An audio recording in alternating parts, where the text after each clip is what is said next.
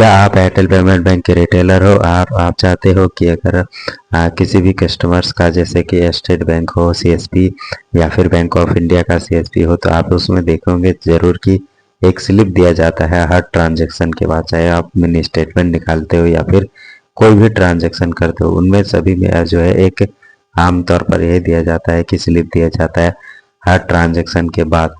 तो चलिए आपको दिखाते हैं कि आप भी जो है अपने एयरटेल पेमेंट बैंक में एक नॉर्मल सा जो रिटेलर होता है वो भी किस तरह से अपने ग्राहकों को अपना स्लिप जो है कस्टमर्स को दे सकता है। तो चलिए, आप कुछ भी इनमें से आप करते हैं, जैसे कैश विड्रॉल करते हो या फिर कैश डिपॉजिट करते हो या फिर मिनी स्टेटमेंट निकालते हो, तो इनमें से आप कोई भी चीज़ आप करते हो तो इनमें एक स्लिप जनरेट होता है, जैसे कि यहाँ पर लिखा हुआ है दोस्तों, देखिए प्रिंट रिसिप्ट। तो ये रिसिप्ट जो है कस्टमर्स को मिलता है।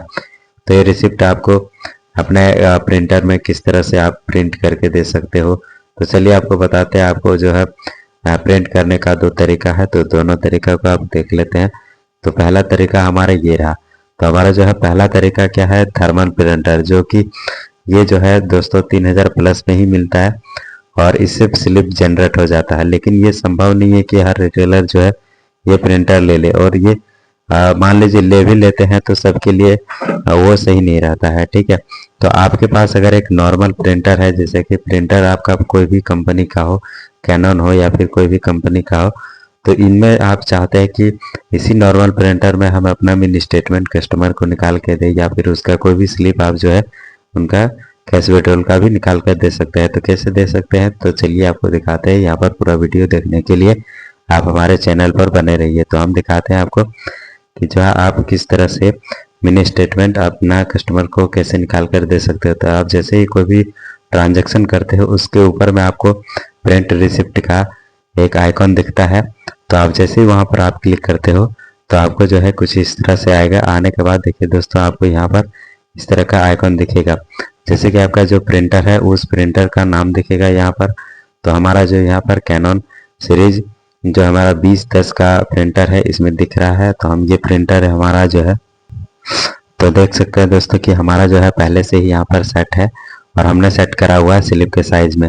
तो आपको भी क्या करना है, तो आपको नॉर्मल प्रिंटर में भी आपको इस तरह का स्लिप निकालने के लिए, इस तरह का सेटअप जो है बनाने के लिए आपको क्या करना है, यहाँ पर देख सकते हैं दोस्तों नॉर्मल जो है मोर सेटिंग लिखा है, तो इस पर आप क्लिक करेंगे। जैसे आप इस पर क्लिक करेंगे वैसे ही आपका देखिए कुछ इस तरह से पहले आपका बना हुआ रहेगा, कुछ इस तरह से रहेगा। उसमें से आप देखेंगे जब भी तो ये बड़ा साइज में निकलेगा। तो आपको बड़ा निकालना नहीं है, आपको छोटा पर्ची में निकालना है। तो यहाँ पर क्या करेंगे, यहाँ पर मोर पर जैसे क्लिक करेंगे वैसे ही आपका इस तरह से आइकॉन आएगा। यहाँ पर देखिए पेपर साइज दिया है, यहाँ पर पेपर साइज पर क्लिक करने के बाद देखिए यहाँ पर क्या लिखा है, इनवॉल्व DL। तो हम इस पर ही क्लिक करेंगे। जैसे इस पर क्लिक करेंगे दोस्तों तो ये हमारा देखिए आइकॉन जो है इसका पतला सा हो गया। मतलब यहाँ पर आप देख सकते हैं इसका साइज जो है, प्रिंट का साइज जो है कम हो गया है। अब हम क्या करेंगे, जैसे हम इस पर प्रिंट का क्लिक करेंगे वैसे हमारा जो है प्रिंटर कुछ इस तरह से हमारा दिखाई देगा। यहाँ पर देख सकते हैं दोस्तों कुछ इस तरह से हमने निकाल के भी रखा हुआ है।